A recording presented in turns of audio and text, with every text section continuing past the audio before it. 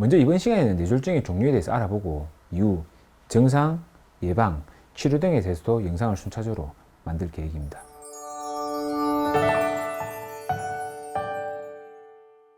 안녕하세요. 손재영 의사생활의 신경과 전문의 손재영입니다. 병원에서 진료하면서 어르신들과 대화를 하다 보면 가장 두려워하는 질병 중에 하나가 바로 뇌졸중입니다.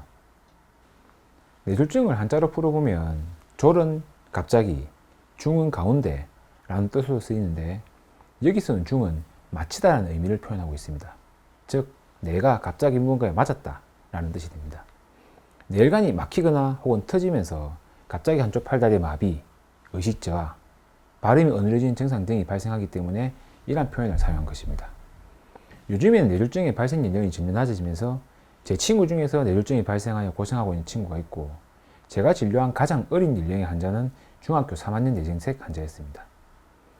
뇌졸중으로 인해서 매년 전 세계에 4만 5천만 명이 사망을 하고, 단을 지나는 가장 흔한 사망 원인이며 60세 이상에서 신체 불구를 일으키는 가장 중요한 심각한 질병이니 이에 대해 미리 알고 예방을 하는 것이 정말 중요합니다. 먼저 이번 시간에는 뇌졸중의 종류에 대해서 알아보고 이후 증상, 예방, 치료 등에 대해서도 영상을 순차적으로 만들 계획입니다. 뇌졸중이라는 질병의 스펙트럼에는 크게 3개의 질병이 포함되어 있습니다. 혈관이 막히는 뇌경색, 뇌혈관이 터지는 뇌출혈, 좁아진 뇌혈관이 순간적으로 막혔다가 다시 뚫리면서 잠시 뇌졸중 증상이 생기는 일가성 뇌열 발작이 있습니다. 뇌경색은 뇌에 피를 공급하는 혈관이 막히면서 이 뇌에 산소와 영양분을 공급하지 않아서 발생하는 질병입니다. 뇌에 피를 공급하는 혈관은 심장에서 목을 통해 머리로 올라가는데 목 앞에서 올라가는 경동맥, 그리고 목 뒤로 올라가는 척추동맥이 있습니다.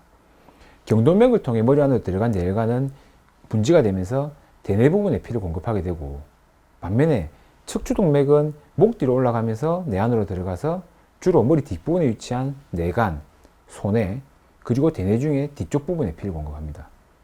이러한 각각의 혈관이 뇌에 계속적으로 혈류를 흐르게 하면서 산소와 각종 영양분을 공급하여 뇌세포를 먹여 살리는데, 갑자기 혈관이 막히게 된다면 막힌 부분의 뇌세포는 이러한 산소와 각종 영양분의 공급을 못 받게 됩니다. 그럼 결국 뇌세포가 죽어버리게 되고, 이렇게 죽어버린 뇌세포가 있는 부분이 담당하는 기능을 못하게 되면서 갑자기 한쪽 팔다리에 마비가 생기거나 말이 어눌해지거나 혹은 말을 아예 못하게 되거나 의식저하 등의 다양한 증상이 생기게 됩니다. 뇌경색은 뇌졸중 중에서도 대략 70에서 80% 정도이니 가장 빈도가 높습니다. 이렇게 뇌혈관이 막히는 뇌경색은 다시 3가지로 분류를 합니다. 첫 번째는 뇌혈전증인 혈전증 뇌경색입니다. 뇌혈관에서 먼저 동맥경화증이 생기고 조금씩 진행을 하다 보면은 뇌혈관이 손상이 되면서 혈전이 생기게 됩니다. 이런 혈전은 쉽게 말하면 피떡인데, 피떡이 생기고 점차 커지면서 그쪽에 혈관이 막히는 경우도 있고, 이 피떡이 떨어져서 뇌혈관을 통해 흐르다가 자기보다 직경이 작은 혈관을 막는 경우도 있습니다. 다음으로는 뇌색전증인 색전증 뇌경색이 있습니다. 이는 주로 심장의 기저질환으로 인해서 심장에서 만들어진 핏덩어리가 떨어져서 혈류를 따라 흐르다가 뇌혈관을 막아버리는 뇌경색입니다. 심장에서는 혈전이 여러 개가 동시에 떨어져서 뇌혈관으로 들어갈 수 있기 때문에 뇌혈관이 막힌 부분이 한 군데가 아니라 여러 부분에서 뇌경색이 동시에 생길 수가 있습니다. 이에 가장 흔한 원인은 심장의 부정맥인 심방세동이 있습니다. 마지막 뇌경색은 열공성 뇌경색인데, 열공성 뇌경색은 앞서 말씀드린 혈관처럼 큰 혈관에서 혈관이 막히는 게 아니고 뇌에서 아주 미세한 미세혈관이 막히면서 발생하는 뇌경색입니다. 증상은 앞서 말씀드린 뇌경색보다는 경미하고, 이 사진을 보시는 것처럼 아주 조그마한 점 같은 뇌경색을 볼 수 있습니다. 이제는 뇌졸중 중에서 13%를 차지하는 뇌출혈입니다. 뇌출혈은 말 그대로 뇌혈관이 터지면서 발생하는 병입니다.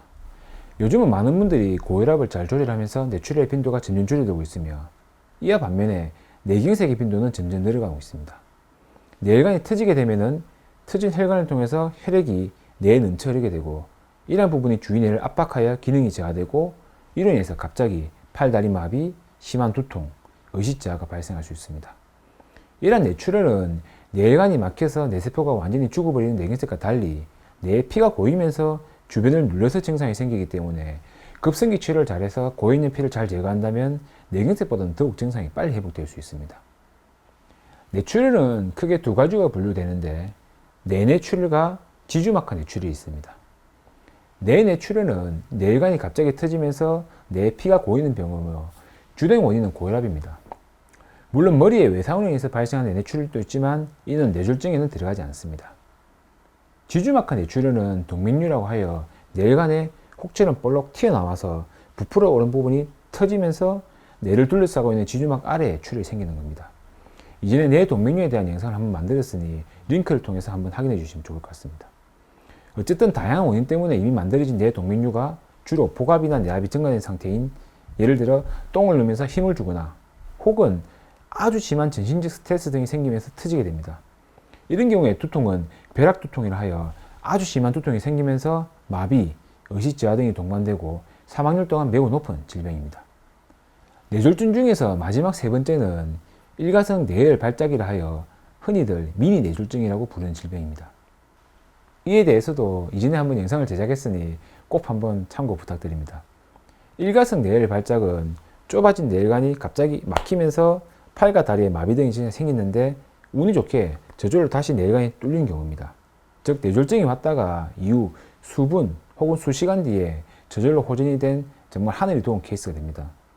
하지만 이를 무시하고 치료를 받지 않으면 이후 시간이 지나 다시 혈관이 막히게 되고 그때는 이렇게 혈관이 뚫리지 않고 아예 뇌경색이 되는 경우가 정말 자주 발생합니다. 그러니 일가성 뇌열 발작이 발생하는 경우에도 뇌경색과 동일하게 치료를 해야 추후에 발생할 수 있는 뇌경색을 미리 막을 수가 있습니다. 오늘은 우리나라에서 암에 이어 사망률 2위인 뇌졸중의 종류에 대해서 한번 알아보았습니다. 다음 시간에는 좀 더 중요한 뇌졸중에 걸렸는지를 알아차리는데 필요한 뇌졸중의 증상에 대해서 한번 정리해 보겠습니다. 저걸 알아야 이길 수 있는 것처럼 저희 구독자분 모두 뇌졸중에 대한 중요한 내용을 아시고 이에 대한 예방을 꼭 하시고 혹시라도 증상이 발생한다면 빨리 적절한 대처를 하실 수 있기를 바랍니다. 향후 계속적인 관심 부탁드립니다. 오늘 내용이 도움이 되셨다면 꼭 구독, 좋아요와 알림 설정까지 부탁드립니다. 감사합니다.